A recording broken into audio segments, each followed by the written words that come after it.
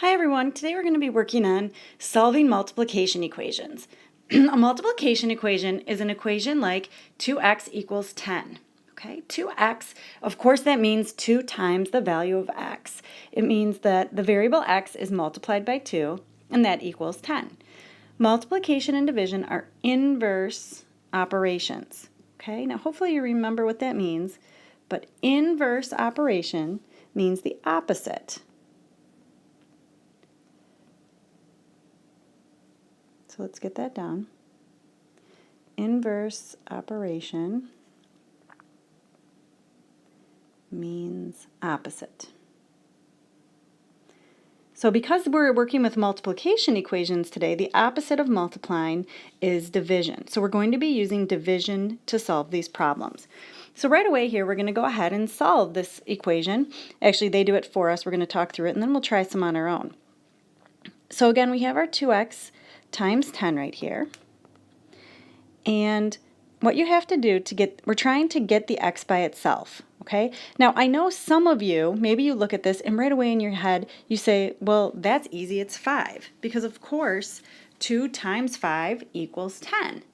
Okay, and you're absolutely right. Some of these could be solved mentally. However, I'm trying to teach you the correct way to solve these problems so that when we get into things that are harder and you're not able to solve them mentally, which is actually something we'll do later in this lesson, you'll have the right strategies there. Okay, so again, because this means to multiply here, the opposite of multiplying is dividing. Now sometimes you guys see a division symbol written like this. But another way to write division is as a fraction, as they've done here. And when it comes to solving equations, this is probably like the easiest way to write your work and to show your work is that you're just using the fraction or the division bar in that way. Okay? Now, remember, whatever you do to one side, you have to do to the other. That's the only way the equation can stay equal or balanced. So what we're going to do is divide each side by 2. And the reason that we're dividing by 2 is because that is the number that's with the x, and we're trying to get the x by itself. So if we divide both sides by 2, 2x divided by 2, the 2's cancel out. 2 divided by 2 would be 1, so 1x equals 5, because 10 divided by 2 is 5. Okay.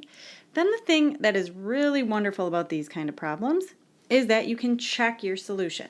Okay, so to check your solution, which is something that you will be doing, you write your original problem. Only this time where we see the x, now we said, well, hey, I think x equals 5. We can check it. Is 2 times 5 equal to 10? Well, 2 times 5 is 10. 10 equals 10. We did it right.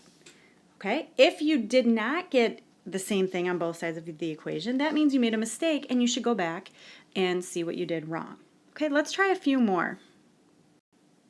Okay, next we have an equation that says 3 times x, or times some unknown value, is equal to 6. So what we're going to have to do is we're trying to get this x all by itself. So to get the x by itself, we have to get rid of the 3. Okay, since this says 3 times 3, the opposite of multiplication is division. So we're going to divide both sides by 3. 3 divided by 3 is 1, okay, or it cancels out. And then we get x equals 2, because 6 divided by 3 is 2. Okay, we had to divide each side by the coefficient. Okay, right here's that word coefficient. Okay, coefficient is the number, not a hashtag, that's the number, next to the variable. That's what the coefficient means. So in 3x, the coefficient is 3. If we had 15x, the coefficient would be 15. Okay, it's just that number that's right next to the variable. Okay, so we had to divide each side by the coefficient of 3, and 6 divided by 3 equals 2. So this is our answer right here. X is equal to 2. But now we can check it to see if we did it correctly. So what we're going to do to check it is we rewrite the original equation, which said 3 times x equals 6.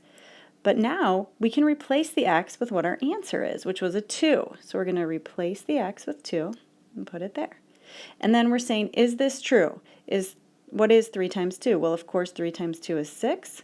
So we're saying this sentence is 6, and it checks out correctly. Okay, let's try one more together, and then I'm going to have you try 2 on your own.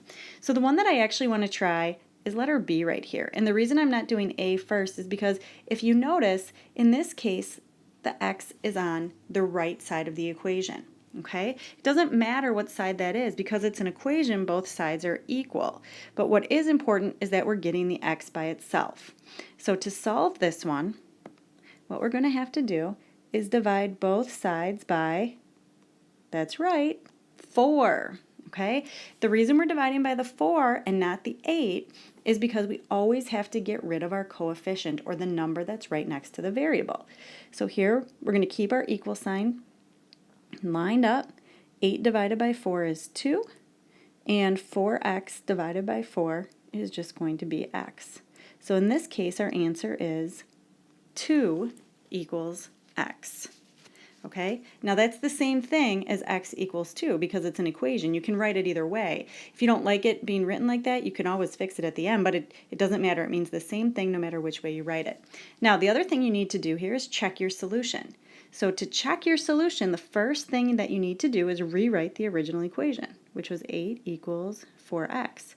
Now where we see the x, we're going to substitute in the value of 2. Let's see if this is true. Oops, I should have used a different color because I'm kind of blending. Okay, sorry about that. So here we get 8 equals, well, 4 times 2 equals 8. 8 equals 8, that checks out. Okay, now I'd like you to go ahead and pause the video, and I'd like you to do A and C, and then come back and check and see how you did. Okay, welcome back. I hope you guys did well on this. For letter A, the answer that you should have gotten is x equals 5. And for letter C, you should have got x equals 7. Now, you should have not simply written those down solving with mental math. You really needed to show all of your steps. So if you didn't show all your steps or you're unclear on how to show those steps, we're going to do a few more examples that will hopefully help. But if you still have questions, make sure you're asking someone in your group or your teacher. Okay, the next thing I just wanted to talk about is another kind of a property that explains a little bit what we did and why we were able to do that, and that's the division property of equality.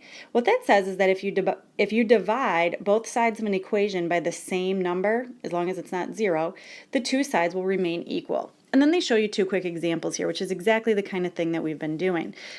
So first they show us with just numbers. So if you write 18 equals 18, and if, let's say, you divide both sides of that by 6, well, now you get 3 equals 3. The sides of the equation remain equal, even though they're changed, because you're doing the same thing to both sides. In this example, they call it the algebra example here, it's the same idea. It's exactly what we were just doing. It says, this problem says 3 times x equals 12. If we divide both sides by 3, the equation is going to stay equal, and we're left with x equals 4, because 12 divided by 3 is 4. Okay, so when you solve an equation by dividing both sides of the equation by the same number, you're using the division property of equality. Now, that's exactly what we just did when we started doing this. This is just giving a name to what we were doing. Okay, now let's go. Let me get rid of these quickly. Okay, now I want to show the same idea of what we've been doing, except I want you to be familiar with using a bar diagram for it. So let's take a look at this problem. Vincent and some friends shared the cost of a package of blank CDs. The package cost $24, and each person contributed $6. How many people shared the cost of the CD? Okay, so what we're going to do here, and actually they've done it, they've kind of done it for us, is we're going to put, we're going to first of all define our variable, which is what we don't know. So let X represent the number of people that contributed money. We don't know how many people contributed money. Okay, but when we make our bar diagram, I guess I can kind of redraw the same thing over here. Okay, we know that it was a total of $24. So we're going to put that total amount of money on the top. Okay, then we know that each person contributed $6. But what we don't know, there's some other number of boxes. We don't know how many boxes or sections we should have in the rest of this of $6. So in other words, we're trying to say how many sections of $6 are going to make up the $24. So what that means is the $6 times how many sections, which means how many people contributed money for the CDs, equals 24. Okay? And to solve for our variable, we're going to divide by the coefficient. So we get the variable alone. The 6's cancel out because 6 divided by 6 is 1. And we get x equals 4. Okay? So in other words, to fully answer that question, it means that there were 4 people who split the cost of the CDs. To finish up our bar diagram, the way that would look, this would be $6, $6, $6, and this would be split into 1, 2, 3, 4 equal sections to make up the total $24. Okay. Let's try the next one here. In 2004, Penn Hadow and Simon Murray walked 680 miles to the South Pole. The trip took 58 days. Suppose they traveled the same distance each day. Write and solve a multiplication equation to find out how many miles they traveled each day. Well, let's first define our variable. Okay, that helps us know how to set up the problem. So in this case, I'm going to use m, and that is going to represent the number, sorry about that, my stylus. Okay, number of miles traveled each day, because we don't know what that was. Okay, but we do know that they walked a total of 680 miles. So they walked 680 miles, and they did that in 58 days, but we don't know how many miles they walked each day. So this is how we would have to set up our equation. Okay, now if you thought of it, if you set it up like this, they walked 58 miles each day for a total of 680 miles. These mean the same thing. You could write either numbers or either expression on either side of the equation, okay? You could write, because it's an equation, it means both sides are equal, so it doesn't matter what's on what side. Okay, so I'm going to erase that so we can solve this. So then, to solve it, what we're going to do is we're trying to get the m by itself. Again, the m means the number of miles each day, so we're going to divide both sides by 58. You can go ahead and use a calculator to divide this. 680 divided by 58, once I do that in my calculator, I got 11.724137.9. Kept going on. I'm just going to round to the nearest hundredth, and so it should be 11 and 72 hundredths of a mile each day. Okay, so they walked over 11 miles, almost 12 miles each day. Okay, now I did mention that these might get a little bit harder, and so I don't want you to be scared when you see decimals here. So the next one that I want to look at is this equation. 3 and 28 hundredths times x equals 19 and 68 hundredths. Now, just because there's decimals doesn't mean anything has changed, okay? We're still going to do this problem the same way. We have to do the same thing to both sides of the equation. We're going to divide both sides by 3 and 28 hundredths. And again, you must show this. You must show that you're doing the same thing to both sides. This is going to cancel, and we're left with x equals 6. Okay, you can go ahead, you could type that in a calculator as well, or you could do it by hand. You guys all know how to divide decimals. So 19 and 68 hundredths divided by 3 and 28 hundredths, gives you 6.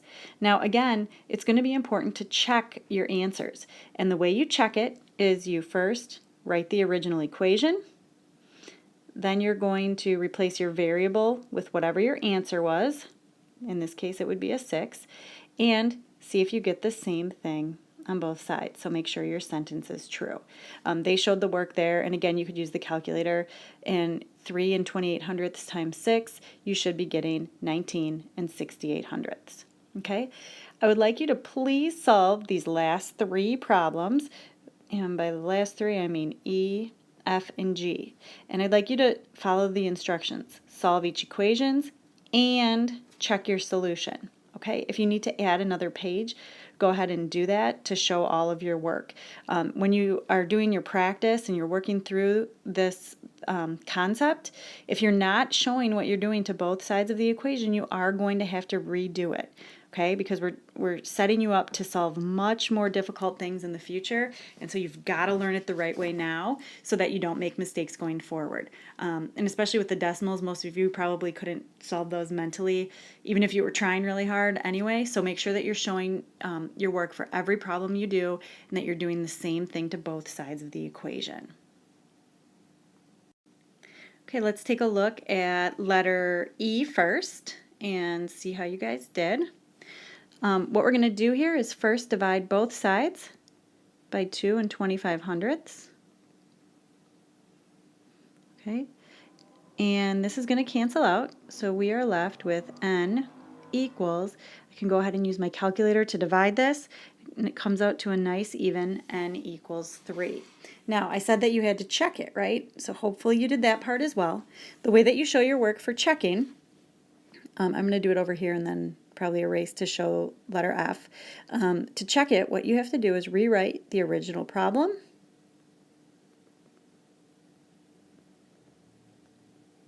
Okay, except now, now where you see the n, we're going to substitute in the value that we think it is, that we just solved.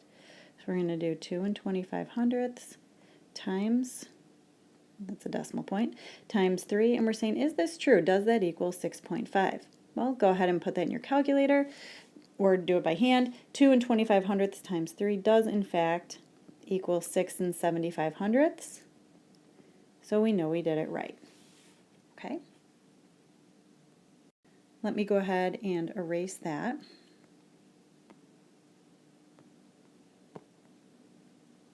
Okay, just kidding. Okay, for F, you should have gotten B is equal to 5. And for G, you should have gotten y equals 9. Now, I didn't show all of the steps for that, but again, you should have shown for letter F that you divided both sides of the equation by 1 and 7/10, and then you also needed to check your solution. And for G, you should have divided both sides of the equation by 6 and 15 hundredths to give you a final answer of y equals 9. Okay, if you have any questions now, or are unclear what to do to continue or how to show your work, please make sure that you ask for some help before you move on. Okay? Hope you're understanding this well, and then you can go ahead and complete the note check if you're feeling comfortable and continue on through the concept. Thanks for listening.